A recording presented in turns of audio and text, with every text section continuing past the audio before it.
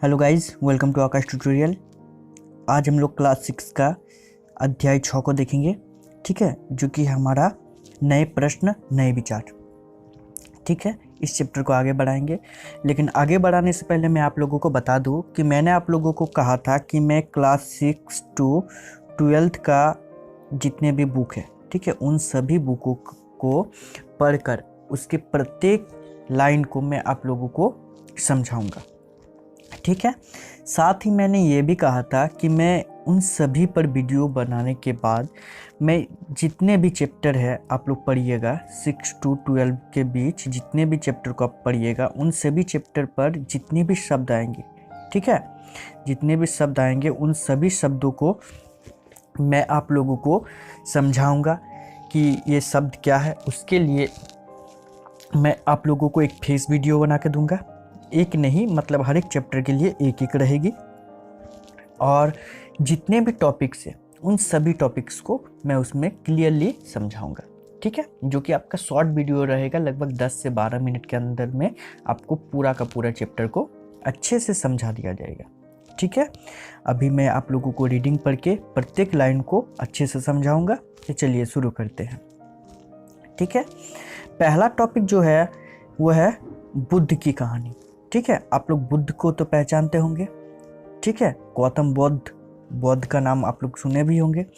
बौद्ध धर्म के संस्थापक सिद्धार्थ थे, जिन्हें गौतम बुद्ध के नाम से जाना जाता है।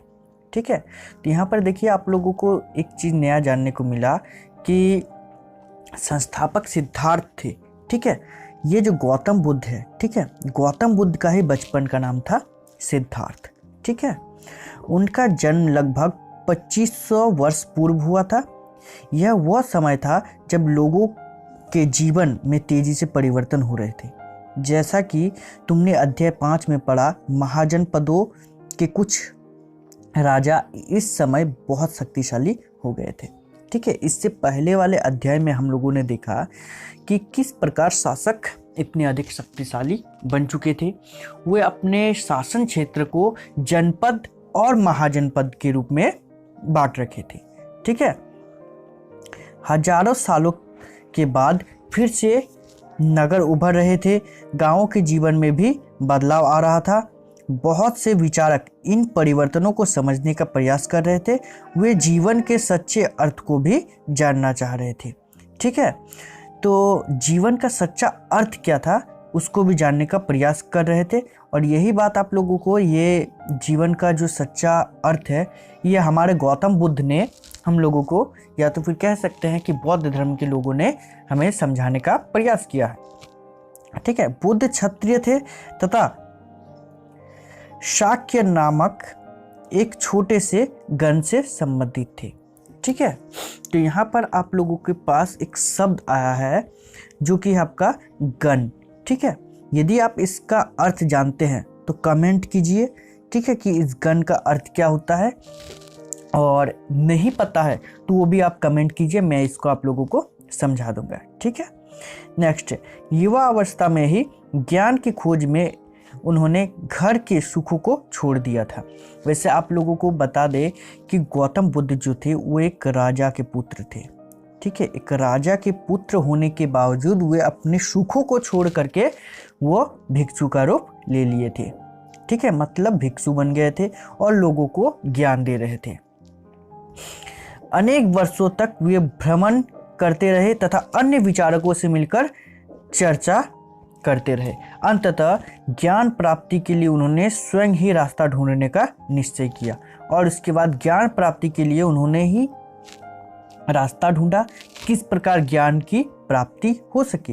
अंततः ज्ञान प्राप्ति के लिए उन्होंने स्वयं ही रास्ता ढूंढने का निश्चय किया। इसके लिए उन्होंने बोध गया में एक पीपल के नीचे कई दिनों तक तपस्या की। अंततः उन्हें ज्ञान प्राप्ति हुई।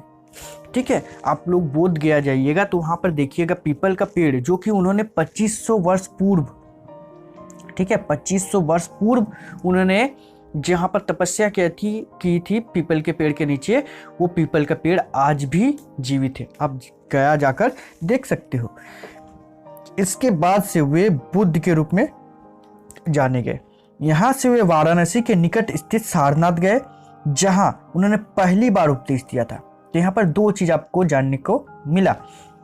पहला कि उनको ज्ञान कहाँ प्राप्ति हुई थी, तो पीपल के पेड़ के नीचे। दूसरा चीज़ आप लोगों को जानने को मिला कि उन्होंने अपना पहला उपदेश कहाँ दिया था, तो पहला उपदेश दिया था उन्होंने सारनाथ में।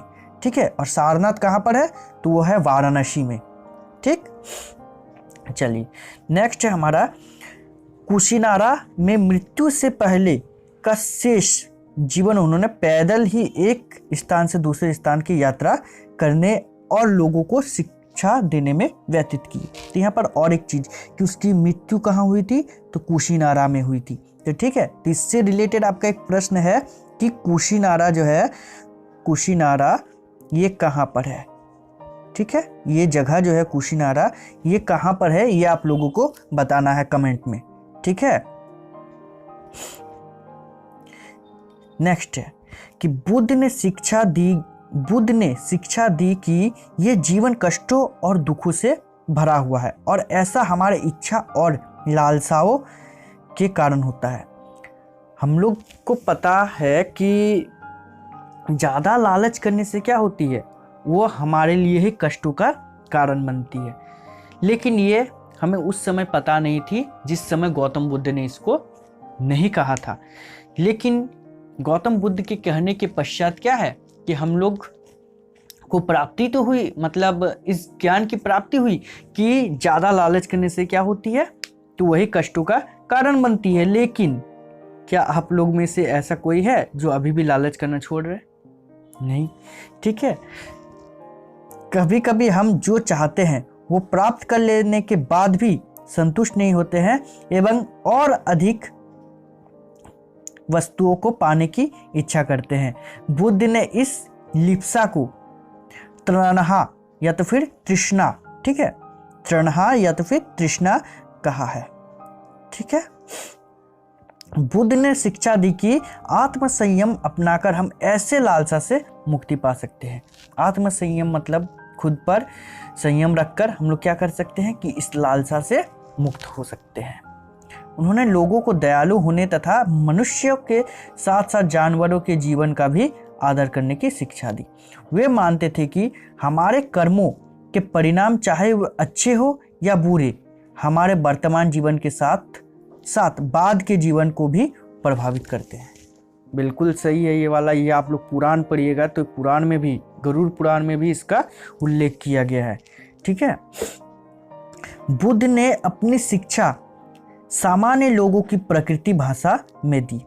ठीक है, वो बुद्ध ने अपनी शिक्षा को सामान्य लोगों के जो ये थी भाषा थी उसमें ही उन्होंने दिया था। ठीक है, इससे सामान्य लोग भी उनके संदेश को समझ सके। बुद्ध ने कहा कि लोग किसी शिक्षा को केवल इसीलिए नहीं स्वीकार करे कि यह उनका उपदेश है, बल्कि वे उसे अपने विवेक से मापे। बुद्ध ने कहा कि मैं शिक्षा दे रहा हूं, इसका मतलब यह नहीं कि आप उसको स्वीकार कर ले, आप अपना विवेक से उसको मापे और उसके बाद फिर उस पर अमल करें। ठीक है, ये बुद्ध ने कहा था। ठीक है, उसी प्रकार एक कहानी है। ठीक है, और ये कहानी आप लोग यदि चाहे तो पढ़ सकते हैं, किसा गौतमी की कहानी। किसा गौतमी की कहानी भी बुद्ध से रिलेटेड है। ठीक है, तो इसके बारे में हम लोग अभी चर्चा नहीं कर रहे हैं क्योंकि ये हमारे परीक्षा के दृष्टिकोण से किसी प्रकार से कोई महत्वपूर्ण नहीं है, इसी के कारण इस पर हम लोग चर्चा नहीं करेंगे। नेक्स्ट टॉपिक है आपका उपनिषद। ठीक है, जिस समय बुद्ध उपदेश दे रहे थे उसी समय या उससे भी थोड़ा पहले दूसरे अन्य चिंतक भी कठिन प्रश्नों का उत्तर ढूंढने का प्रयास कर रहे थे। उनमें से कुछ मृत्यु के बाद के जीवन के बारे में जानना चाहते थे, जबकि अन्य यज्ञों की उपयोगिता के बारे में जानने को उत्सुक थी। इसमें से अधिकांश चिंतकों का यह मानना था कि इस विश्व में कुछ तो ऐसा है जो कि स्थायी है और जो मृत्यु के बाद भी बचा रहता है। ठीक है, कुछ चिंतक जो थे ये समझते थे, ये मानते थे कि जो मतलब कुछ ऐसा स्थायी है ठीक है, अब आत्मा या क्या हो सकता है वो तो पता नहीं था, लेकिन वे लोग मानते थे कि कुछ इस प्रकार का कोई भी कुछ है कि वो मृत्यु के पश्चात भी बचा रहता है। ठीक है, उन्होंने इसका वर्णन आत्मा तथा ब्रह्मा अथवा सार्वभौम आत्मा के रूप में किया। और देखिए वही चीज है कि उन लोगों ने क्या किया कि जो स्थायी रूप के मतलब स्थायी रूप में जो रह जाता है वो आत्मा को उन्होंने कहा। ठीक है, वे मानते थे कि अंततः आत्मा तथा ब्रह्मा एक ही है। वो मानते थे कि आत्मा और ब्रह्मा क्या है, वह एक ही है।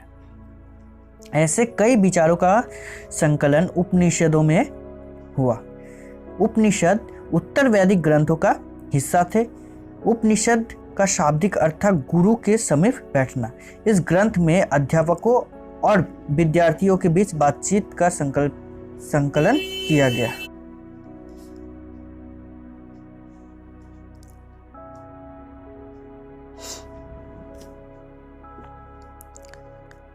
प्राय ये विचार सामान्य वार्तालाप के रूप में प्रस्तुत किए जाते थे।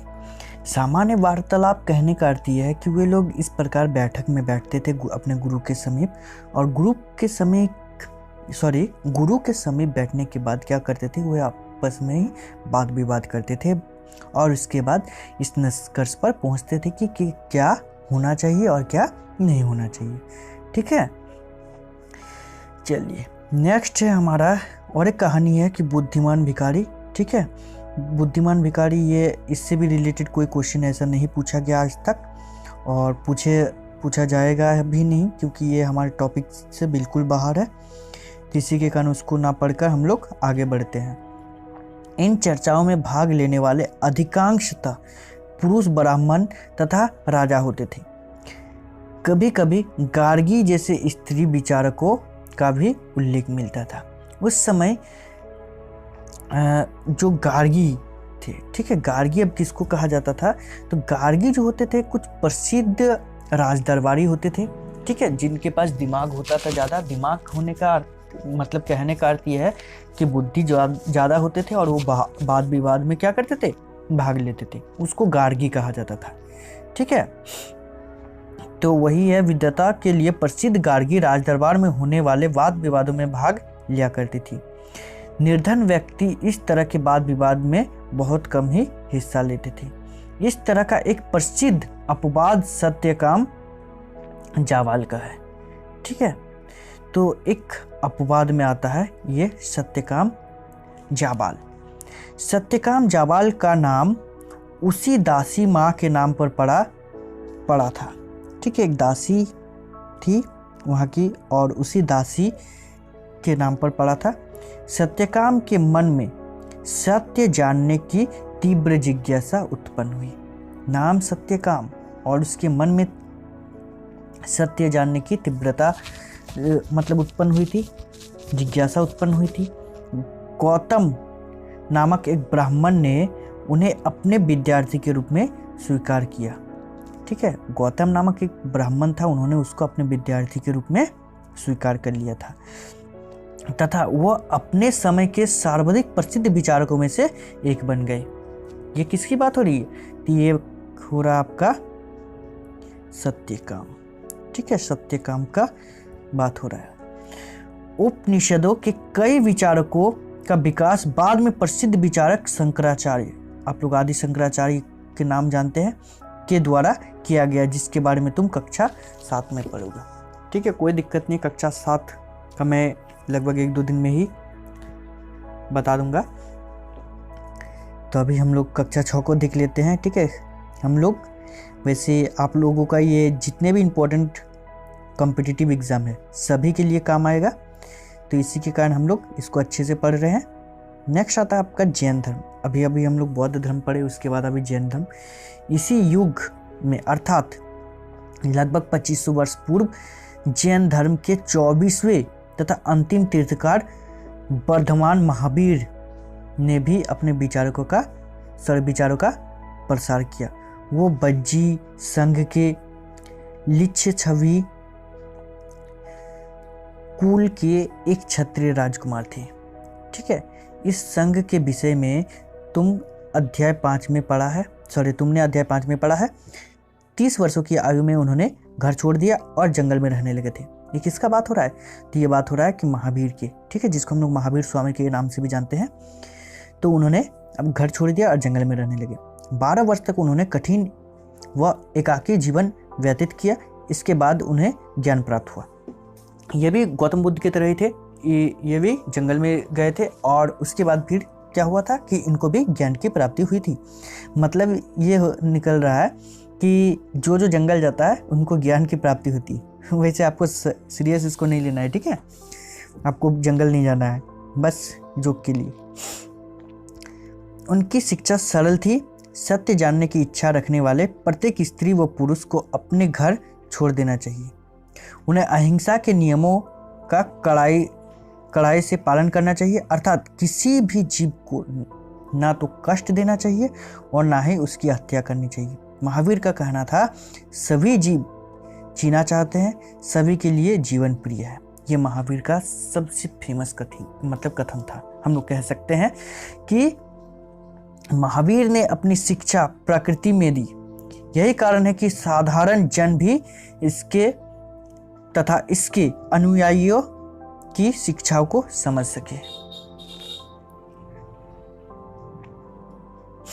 देश के अलग अलग हिस्सों में प्रकृति के अलग अलग रूप प्रचलित थे। प्रचलन क्षेत्र के आधार पर ही उनके अलग अलग नाम थे। जैसे मगध में बोली जाने वाली प्राकृत मगधी मतलब भाषा है, ठीक है, याद रखना ये भाषा है। जैसे नाम से जाने गए महावीर के अनुयायियों को भोजन के लिए भिक्षा मांगकर सदा जीवन बिताना होता था। उन्होंने पूरी तरह से ईमानदार होना पड़ता था तथा चोरी न करने की उन्हें सख्त हिदायत दी।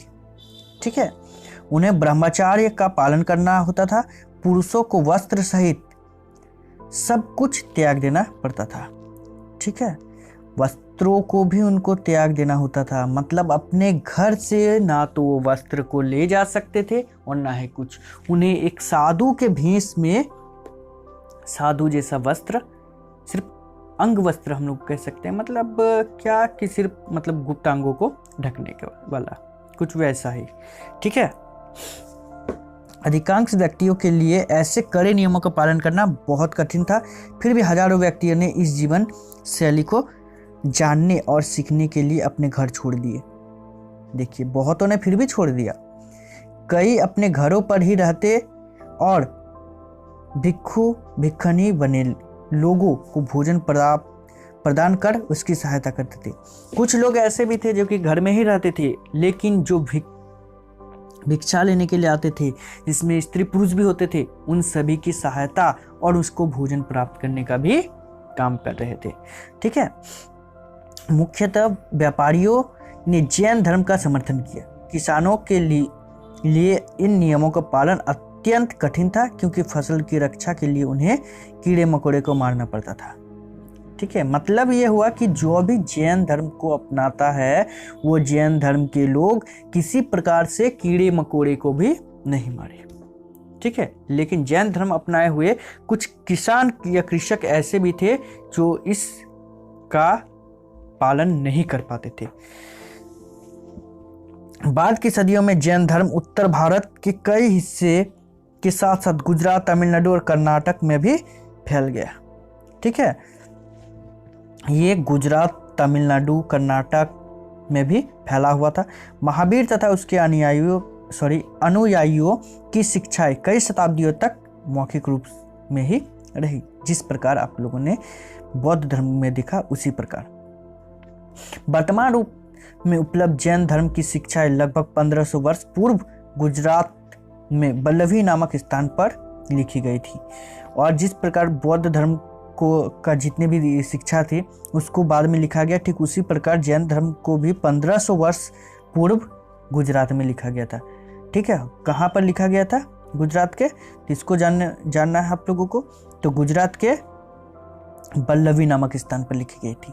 ठीक है, वल्लभी। ठीक, चलिए अब आते हैं हम लोग संघ पर। संघ अब ये संघ क्या है? महावीर तथा बुद्ध दोनों ही मानता था कि घर का त्याग करने पर ही सच्चे ज्ञान की प्राप्ति हो सकती है। ऐसे लोगों के लिए उन्होंने संघ नामक संगठन बनाया, जहां घर का त्याग करने वाले लोग एक साथ रह सके। ठीक है, दोनों ने मिलकर एक संगठन बनाया जिनका नाम दिया संघ। ठीक है, जहां पर वैसे लोग रह सकते थे जो अपने घर को त्याग कर चुके थे। संघ में रहने वाले बौद्ध भिक्षुओं के लिए बनाए गए नियम विनय पिटक नामक ग्रंथ से मिलता है। ठीक है, याद रखना है, विनय पिटक। और विनय पिटक से हमें पता चलता है कि संघ में पुरुषों और स्त्रियों के रहने की अलग अलग व्यवस्था थी। सभी व्यक्ति संघ में प्रवेश ले सकते थे। हालांकि संघ में प्रवेश के लिए बच्चों को अपने माता पिता से, दासों को अपनी स्वामी से, राजा के यहाँ काम करने वाले लोगों को राजा से तथा कर्जदार को अपने देनदारों की अनुमति लेनी होती थी। ठीक है, मतलब रह तो सब कोई सकता था, लेकिन वह हमेशा अपने कह सकते हैं मालिक से। अब बच्चों के लिए माता पिता उसका मालिक, दास के लिए उसका स्वामी मालिक होता था, और राजा ठीक है, या कोई लोग को यदि उस प्रकार होना पड़ता था तो वे राजा से क्या करते थे? अनुमति लेती थी, मतलब लेते थे तो अनुमति लेना होता था। ठीक है, एक स्त्री को इसके लिए अपने पति से अनुमति लेनी होती थी। संघ में प्रवेश लेने वाली स्त्री पुरुष बहुत सादा जीवन जीते थे। वे अपने अधिकांश समय ध्यान करने में बिताते थे और दिन के एक निश्चित समय में वे शहर तथा गांवों में जाकर भिक्षा मांगते थे। यही कारण है कि उन्हें भिक्षु या भिक्षुनी कहा जाता था, जिसको साधु भिखारी के लिए प्रयुक्त है। ठीक है, वे आम लोगों को शिक्षा देते थे और साथ ही एक दूसरे की सहायता करते।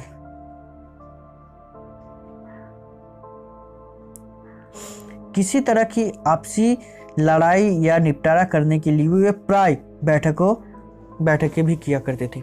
मतलब अभी हमारा क्या होता है कि कुछ भी होता है पत्थर उठा के माथा फोड़ दो या ऐसा ही कुछ, लेकिन उस समय ऐसा कुछ नहीं होता था। ठीक है, उस समय क्या किया जाता था कि पहले बैठक होती थी और बैठक के बाद फिर उसका निपटारा कर दिया जाता था। संघ में प्रवेश लेने वाले में ब्राह्मण, क्षत्रिय, व्यापारी, मजदूर, नाई, गणिकाय तथा दास शामिल थे। ठीक है, संघ में ये लोग शामिल थे, मतलब सभी तो आ ही गए इसी में। इनमें से कई लोगों ने बुद्ध की शिक्षाओं के विषय में लिखा तथा कुछ ने संघों में अपने जीवन के विषय में सुंदर कविता की रचना की। ठीक है, मतलब बौद्ध धर्म के बारे में भी लिखा और महावीर की शिक्षाओं के बारे में भी लिखा।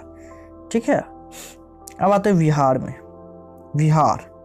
विहार का मतलब ये बिहार राज्य है क्या? नहीं, बिहार राज्य नहीं, वो है आपका बिहार और ये है विहार। ये विहार का मतलब क्या होता है, इसको आप लोग कमेंट में बताइएगा। ठीक है, चलिए। जैन तथा बौद्ध भिक्षु पूरे साल एक स्थान से दूसरे स्थान घूमते हुए उपदेश दिया करते थे। केवल वर्षा ऋतु में जब यात्रा करना कठिन हो जाता था तो वे एक स्थान पर ही निवास करते थे। ऐसा समय में वे अपने अनुयायियों द्वारा उद्यानों में बनवाए गए अस्थायी निवासों में अथवा पहाड़ी क्षेत्र में प्राकृतिक गुफा में रहते थे। ठीक है, मतलब वर्षा के मौसम में क्या होता था कि जब इधर उधर जाना कठिन हो जाता था, उस समय क्या करते थे कि वे अपने अनुयायियों द्वारा, मतलब अपने सेवकों के द्वारा बनाए गए जो अस्थायी निवास होते थे उन पर रहते थे। ठीक है, जैसे जैसे समय बीतता गया, भिक्षुनियों ने स्वयं तथा उनके समर्थकों के अधिक स्थायी शरणस्थलों की आवश्यकता का अनुभव किया। तब कई शरण स्थल बनाए गए जिन्हें विहार कहा गया। ठीक है, यह है विहार। विहार किसको कहा गया? तो जब उनके पास अनुयायी, ठीक है, अनुयायी का मतलब क्या होता है, सबसे पहले यही जान लीजिए। ठीक है, चलिए अनुयायी को मैं समझा दे रहा हूँ। अनुयायी वैसे लोग होते थे जो क्या करते थे कि जैसे कि मान लेते हैं कि यदि बौद्ध है, ठीक है, तो गौतम बुद्ध का जो सेवा करते थे, ठीक है, और उनके बातों का समर्थन करते थे और उनके आदर्शों पर चलते थे, उनको कहा जाता था अनुयायी, ठीक है। अब वो अनुयायी की संख्या जब बढ़ती गई, ठीक है, सेवकों की संख्या बढ़ती गई, तो क्या होने लगा कि उस समय इस मतलब स्थायी निवास की आवश्यकता पड़ गई और उसी स्थायी निवास को कहा गया विहार, ठीक है। आरंभिक विहार लकड़ी के बनाए गए तथा बाद में इसके निर्माण में ईंटों का प्रयोग होने लगा। पश्चिम भारत में विशेषकर कुछ विहार पहाड़ियों को खोदकर बनाए गए थे, ठीक है।